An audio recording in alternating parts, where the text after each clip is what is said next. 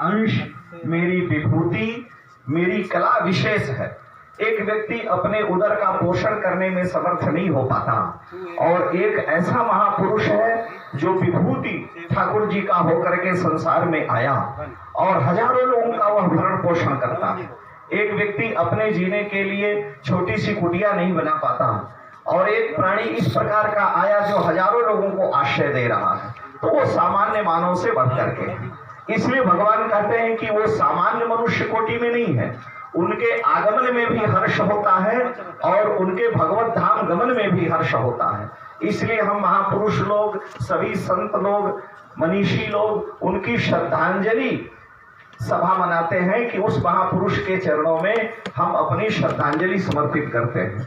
तो ब्रह्मर्षि श्री बर्फानी दादाजी महाराज भगवान की उस दिव्य विभूतियों में थे, भगवान के विशेष अंशावतार, कलावतार के रूप में थे।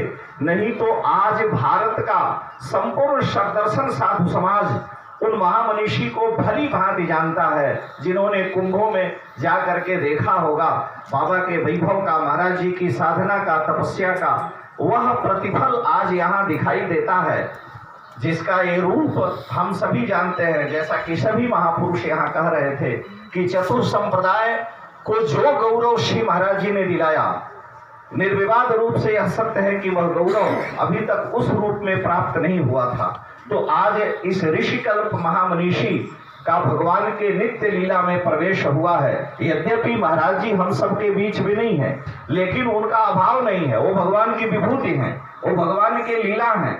और ऐसे लीलाधारी महापुरुष जब जब भी पधारते हैं तो पृथ्वी का, महापुरुषों का, संतों का ही नहीं, केवल पशु पक्षी कीट पतंग सबका मंगल होता है।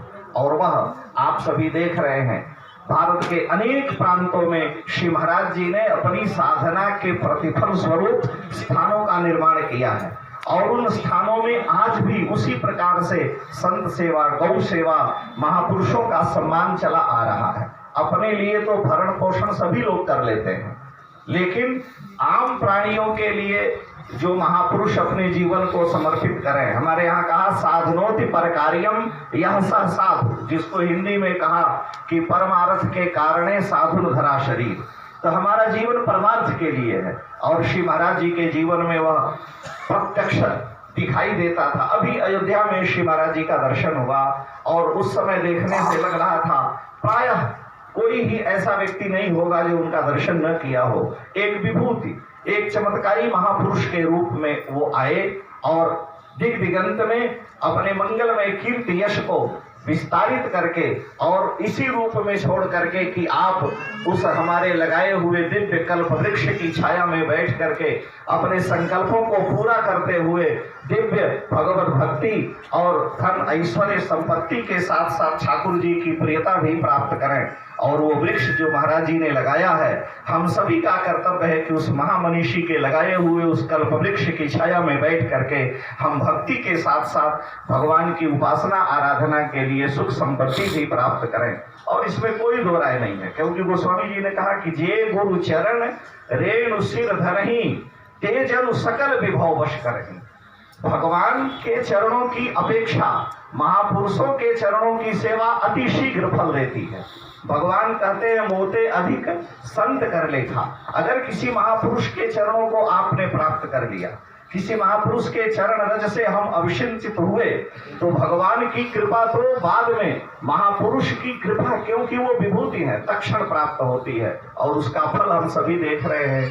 देखिए भक्तों का किस प्रकार का भाव है, तो ये सब पर उनकी कोई न कोई किरण, उनका कोई न कोई तेज प्रकाश आया था। और ऐसे महामनीषी आज भले ही भौतिक रूप से अपने शरीर का संवरण किए हैं, लेकिन उनका वह प्रकाश, उनका वह तेज उसी रूप में प्रत्येक आश्रम में, भारत में सभी महापुरुषों में, हम सब में विद्यमान है। ऐसे ऋषि कल्प महामनीषी के चरणों में हम श्रद्धा पूर्वक अपनी भाव सुमनांजलि, श्रद्धांजलि समर्पित करते हुए सभी महापुरुषों का वंदन करते हैं। श्री महाराज जी ने बहुत सुंदर विवेचन के साथ में हम सबको पुनः स्मरण करवाया कि